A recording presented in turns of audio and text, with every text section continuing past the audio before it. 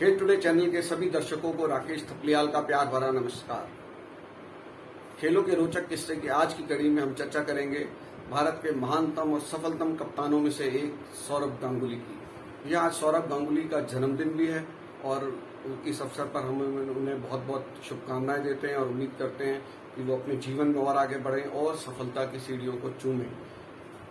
सौरभ गांगुली से जुड़े अनेक किस्से ऐसे हैं कि जिनका मैं साक्षात गवाह रहा या कुछ पूर्व खिलाड़ियों ने, अधिकारियों ने मेरे को उनके बारे में जो चीजें बताई वो मैं आज आपके साथ साझा करूंगा।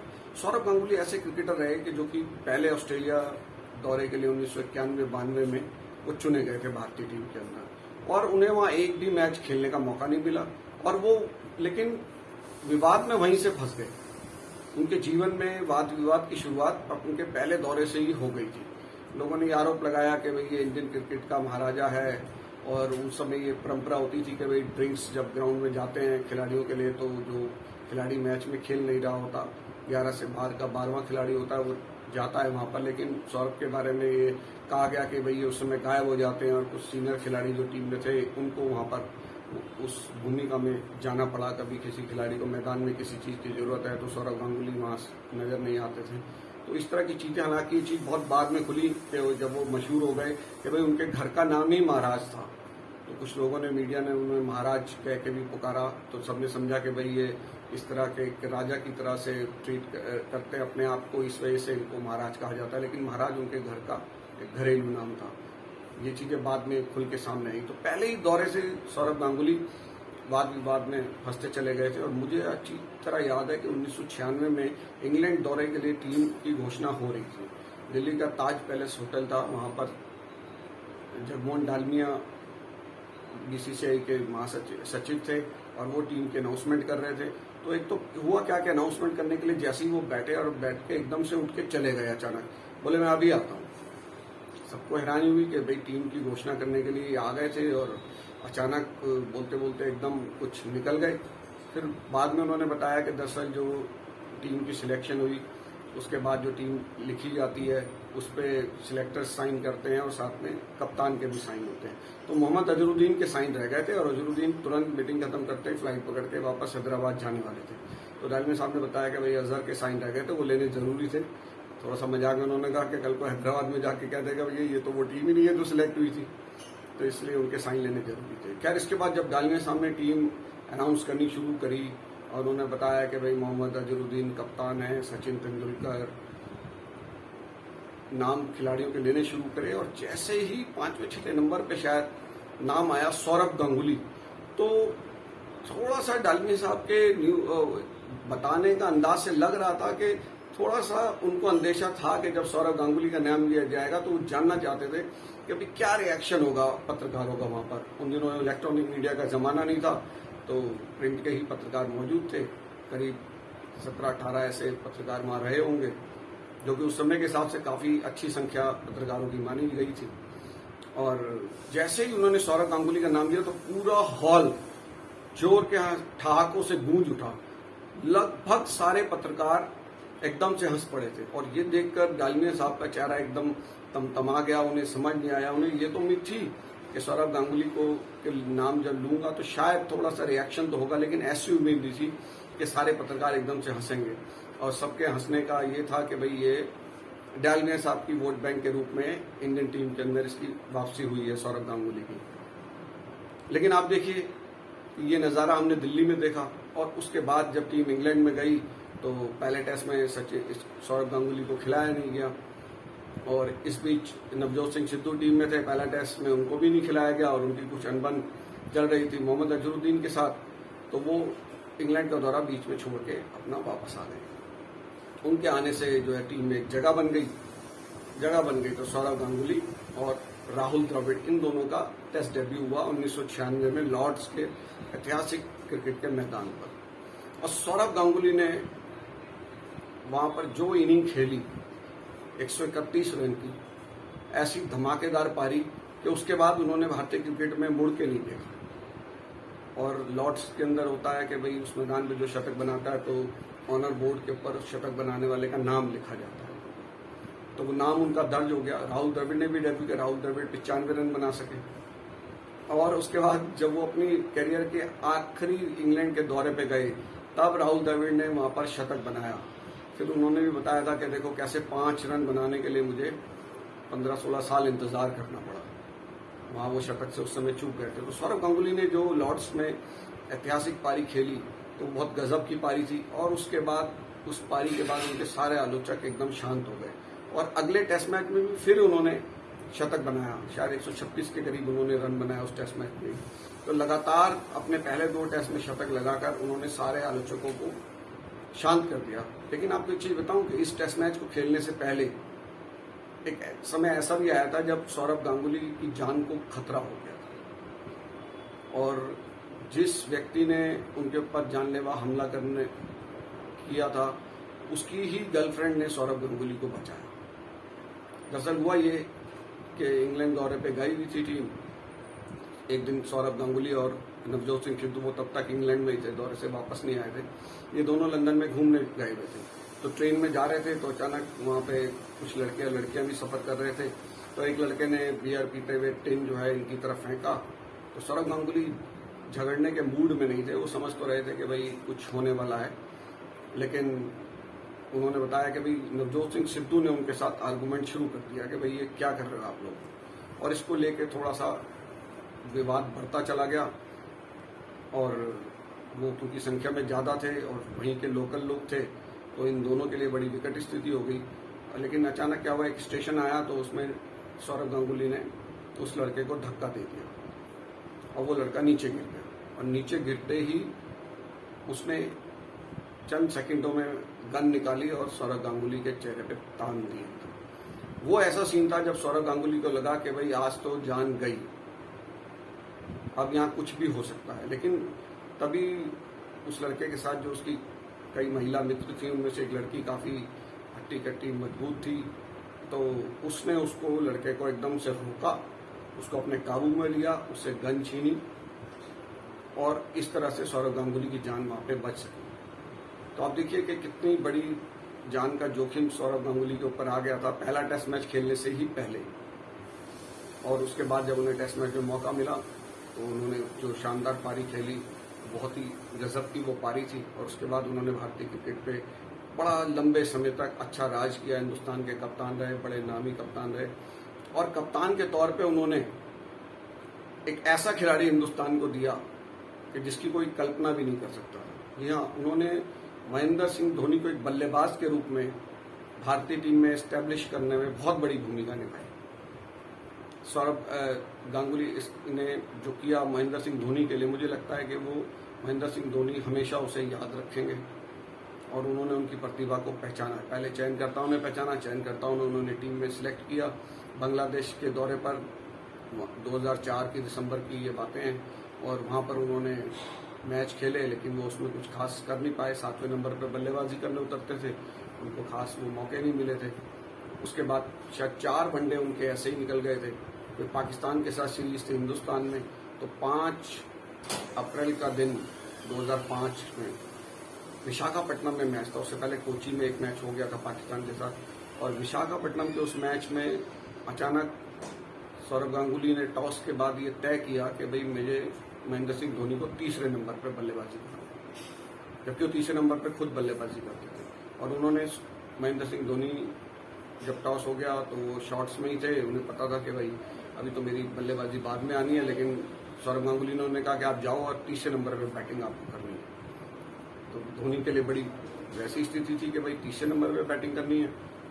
फिर खैर वो बल्लेबाजी करने उतरे जब 3रे नंबर पे, तो उन्होंने 148 रन की धमाकेदार पारी खेली। मैं उस मैच में वहां मौजूद था। उस मैच को हम कवर कर रहे थे विशाखापट्टनम के अंदर, बड़ा उत्साह था उस मैच को लेके। और जो जबरदस्त पारी 148 रन की महेंद्र सिंह धोनी ने खेली, तो दुनिया को पता चला कि भाई हिंदुस्तान की क्रिकेट टीम में एक ऐसा बल्लेबाज उभर कर सामने आ रहा है कि जो गेंदबाजों के छक्के छुड़ा देगा। बहुत ही आक्रामक वो पारी थी। हालांकि उसके बाद कई मैच लग गए धोनी को एक 50 रन बनाने में। कई मैचों में उनको 3रे नंबर पर बल्लेबाजी कराई सौरव गांगुली ने, लेकिन उन्हें कई मैच लगे 50 रन बनाने में। लेकिन उस एक पारी से ये एस्टैब्लिश हो गया था कि महेंद्र सिंह धोनी क्रिकेट जगत में एक जाना पहचाना नाम बन गए थे। और जाना पहचाना नाम भी ऐसे आपको बताऊं कि एक खेल पत्रकार थे, उसके भी बाल उसी तरह महेंद्र सिंह धोनी की तरह लंबे लंबे थे। तो उसने बताया होटल की बालकोनी में वाइजैक में वो खड़ा हुआ तो बाहर लोग खड़े थे, तो टीम होटल में ही ठहरा था वो पत्रकार, तो लोगों ने उसको धोनी धोनी करके आवाजें लगानी शुरू कर दी और लोगों ने समझा कि शायद ये महेंद्र सिंह धोनी है। लेकिन उस दिन जो 148 रन की धमाकेदार पारी महेंद्र सिंह धोनी ने खेली, तो उसके बाद किसी ने उस पत्रकार को दोबारा धोनी समझने की भूल नहीं की, क्योंकि वो चेहरा बहुत जाना पहचाना बन गया था ना। और विशाखापट्टनम की जब चर्चा हो रही है तो उस मैच की आपको एक बड़ी दिलचस्प बात बताता हूं कि उसका प्रेस बॉक्स था, तो वहां पर स्कोरर पत्रकारों के लिए लगाए गए थे, वो स्कोर बता रहे थे, उनके पास माइक भी था लेकिन कुछ सुनाई नहीं दे रहा था जो थोड़ा सा दूर बैठे थे लोग। तो इस बारे में क्या करें भाई, तो उस समय इंडियन टीम बीसीसीआई के मीडिया मैनेजर बनाए गए थे अमृत माथुर साहब, उनको जाके हमने बोला कि भाई ये ऐसे ऐसे यहाँ पर आवाज़ नहीं आ रही है। तो उन्होंने कहा भाई मैंने माइक दे रखा है, लाउड स्पीकर भी दे रखा है, लेकिन ऐसा कुछ हो नहीं रहा, तो मैं इसमें क्या कर सकता हूँ। तो मैं था, साथ में हमारे हिंदुस्तान टाइम्स में उस समय काम करने वाले पत्रकार संदीप नकई भी थे। तो हमने क्या करा कि आप आइए ऊपर प्रेस बॉक्स में। उन्होंने कहा चलो मैं चलता हूँ। वो प्रेस बॉक्स में आए तो हमने उनको पेन और डायरी दे दी कि आप ये स्कोर बोल रहा है, आप नोट करके दिखा दो। अब वो स्कोरर माइक पे स्कोर बोले लेकिन कुछ सुनाई नहीं दे रहा था अमृत माथुर को भी, तो वो भी कुछ नोट नहीं कर सके। तो उन्होंने कहा आखिर क्या समस्या है। इलेक्ट्रीशियन को बुलाया गया, इलेक्ट्रीशियन ने भी बहुत देखा देखा लेकिन कुछ पता नहीं चला। पर थोड़ी देर के बाद इस बीच क्या हुआ कि इंडिया की इनिंग खत्म हो गई, पाकिस्तान की इनिंग शुरू हो गई थी, इंडियन टीम फील्डिंग कर रही थी। तो खैर फिर अचानक इलेक्ट्रीशियन ने एक चीज पकड़ी कि भाई ये जो लाउड स्पीकर है ये ग्राउंड की तरफ करो, इसका मुंह जो है प्रेस बॉक्स की तरफ होना चाहिए। नीचे तो आवाज आ रही है ग्राउंड में लेकिन यहां नहीं आ रही। फिर वो लाउड स्पीकर का मुंह जो है वो प्रेस बॉक्स की तरफ किया गया, तो फिर वहां पर आवाजें आने लग गई। उसके बाद जब शाम को प्रेस कॉन्फ्रेंस हुई, उसमें सौरव गांगुली आए जीतने के बाद। तो सौरव गांगुली ने विशाखापट्टनम में आयोजन की तारीफ की और साथ में उन्होंने कहा कि एक अच्छी चीज यहाँ थी कि मुझे बड़ा अच्छा लगा कि ग्राउंड में स्कोर बताया जा रहा था, लेकिन कुछ देर वो चला और उसके बाद फिर वो बंद हो गई ये व्यवस्था। तो फिर हमने सौरव गांगुली को बताया कि भाई ये सारा किस्सा क्या था, वो लाउड स्पीकर ग्राउंड की तरफ लगा था, इसलिए आपको सुनाई दे रहा था इसको, लेकिन प्रेस बॉक्स में सुनाई नहीं दे रहा था। तो फिर जब समस्या ये पता चल गई तो फिर उसका मुंह प्रेस बॉक्स की तरफ कर दिया गया, इसलिए आपको वो सुनाई देना बंद हो गया। पर सौरव गांगुली ने कहा कि मुझे लगा कि भैया कप्तान को अच्छी फैसिलिटी दी जा रही है कि हर ओवर के बाद स्कोर बताया जा रहा है, हर बल्लेबाज के आउट होने पे स्कोर बताया जा रहा है, तो एक अच्छी फैसिलिटी यहाँ पर ये दी गई। इसी तरह एक बार एक माइक से जुड़ी एक और चीज सौरव गांगुली का आपको बताता हूँ कि बड़ौदा में एक मैच होना था, तो उसकी पूर्व संध्या पर सौरव गांगुली बैठे मीडिया से बात करने के लिए। तो ग्राउंड के अंदर ही टेबल लगा दी गई और कुछ कुर्सियां बिछा दी गई जिसमें सारे पत्रकार बैठे थे। तो सौरव गांगुली ने माइक उठाया और उन्होंने बोलना शुरू किया और उन्होंने कहा कि मैंने 11 डिसाइड कर लिया और लक्ष्मीपति बालाजी कल टेस्ट अपना जो है वनडे में डेब्यू करेगा। तो मैदान के दूसरे कोने में इंडियन टीम की प्रैक्टिस चल रही थी, वहां लक्ष्मीपति बालाजी थे। तो बालाजी ने ये आवाज सुन ली और अचानक सौरव गांगुली को ये एहसास हुआ कि भाई ये तो माइक से आवाज यहां तक नहीं जा रही है, तो पूरे ग्राउंड में जा रही है बाहर, और हो सकता है कि मैदान के बाहर भी जा रही है, क्योंकि वो जो माइक था उसको पब्लिक एड्रेस सिस्टम से जुड़ा हुआ था। आईपीसीएल का वो स्टेडियम था, तो कुछ ऐसी व्यवस्था थी कि भाई एक कोई भी चीज अगर आपने करनी हो, सार्वजनिक घोषणाएं, तो आप उसके जरिए कर सकते हो। तो वो वाला माइक सौरभ के हाथ आ गया था। तो सौरभ ने कहा कि अरे यार क्या ये पूरे बड़ौदा को प्रेस कॉन्फ्रेंस सुनानी है, और उन्होंने माइक को फेंक दिया। फिर उन्होंने बिना माइक के बात की, लेकिन तब तक लक्ष्मीपति बालाजी ये सुन चुके थे कि भाई उनको तय हो गया कि भाई वो कल का मैच खेलेंगे।